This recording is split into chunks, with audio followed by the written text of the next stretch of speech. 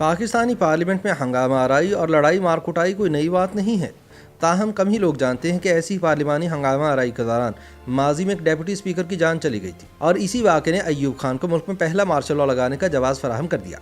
پاکستان کی پارلیمانی تاریخ کا یہ سب سے افسوسناک واقعہ 21 ستمبر سن 1958 کو پیش آیا تھا، جب درجنوں حکومتی اراکین اسمبلی اپنی رکنیت معطل کیے جانے پر مشتعل ہو کر اسپیکر عبدالحکیم پر چڑھ دوڑے، تاہم وہ تو بروقت اسمبلی سے نکلنے میں کامیاب ہو گئے، لیکن ڈیپٹی اسپیکر شاہد علی سر پر پیپر ویٹ لگنے سے جاں بحق ہو گئے۔ کہا جاتا ہے کہ اس واقعے کے پیچھے خفیہ طاقتوں کا ہاتھ تھا، چونکہ ڈیپٹی اسپیکر کی موت کے فوری بعد جنرل ایوب خان نے ملک میں مارشل لاء نافذ کر دیا، جو بالآخر تب کے فوجی صدر اسکندر مرزا کی فراغت پر منتج ہوا۔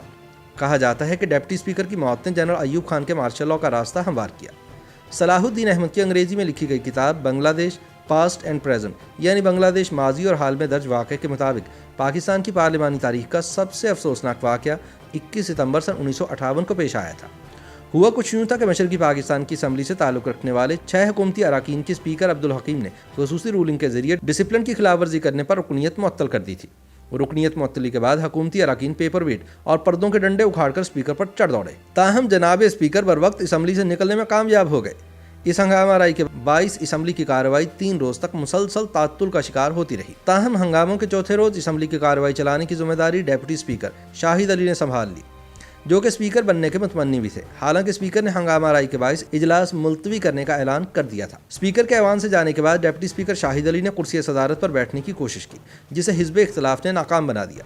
وہ اسپیکر کی کرسی پر نہ بیٹھ سکے تو انہوں نے قائد ایوان کی نشست سنبھال کر پہلے اسپیکر کو ذہنی مریض قرار دینے کی قرارداد منظور کروائی اور اس کے بعد اسپیکر کے خلاف تحریک عدم اعتماد کی منظوری کا اعلان بھی کر دیا۔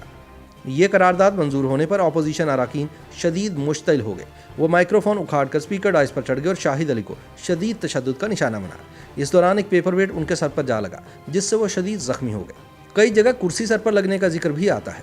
شاہد علی، جو کہ اسپیکر کا منصب سنبھالنے کے لیے بے چین تھے، 2 روز تک بے ہوش رہنے کے بعد 26 ستمبر سن 1958 کو انتقال کر گئے۔ یاد رہے کہ اسمبلی ہنگامے میں جاں بحق ہونے والے شاہد علی پیشے کے اعتبار سے وکیل تھے۔ انہوں نے 30 سال کی عمر میں سن 1929 میں شیر بنگال فضل حق کی پارٹی کرشک پرجا پارٹی جوائن کی۔ شاہد سن 1955 میں رکن صوبائی اسمبلی منتخب ہونے کے بعد ڈپٹی اسپیکر کے عہدے پر فائز ہوئے۔ اس وقت مشرقی پاکستان میں عوامی لیگ کی حکومت تھی اور شاہد علی اس حکومت کی اتحادی پارٹی سے تعلق رکھتے تھے۔ ڈپٹی اسپیکر کے انتقال کے بعد 23 ستمبر کو پولیس نے اسپیکر عبدالحکیم کو حکومتی اور اپوزیشن اراکین میں غم و غصے کو بھانپتے ہوئے اسپیکر چیمبر میں داخل ہونے سے روک دیا۔ 24 ستمبر کو پولیس نے ڈیپٹی اسپیکر شاہد علی کے قتل کے الزام میں مشرقی بنگال کے سابق وزیر اعلیٰ ابو حسین سرکار سمیت دیگر اپوزیشن اراکین اسمبلی کو حراست میں لے لیا۔ شاہد علی کے انتقال کے بعد حالات نے پلٹا کھایا اور شیخ مجیب الرحمان نے اپنے ساتھیوں کی ایک بڑی تعداد کے ساتھ اسپتال کا گھیراؤ کر لیا۔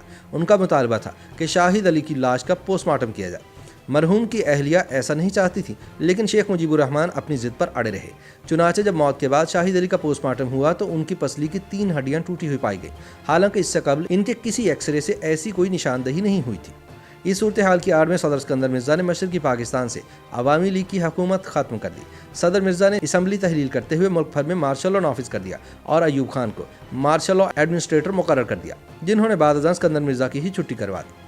ایوب خان نے اپنی یادداشتوں جس رزق سے آتی ہو پرواز میں کوتاہی میں اس واقعے کو مارشل لاء کے جواز کے طور پر پیش کرتے ہوئے لکھا ہے کہ اسمبلی نے اسپیکر کو پاگل قرار دے دیا تھا، جس کے بعد دنگا فساد ہوا اور ڈیپٹی اسپیکر شاہد علی ایڈوکیٹ کو جان سے ہاتھ دھونا پڑے۔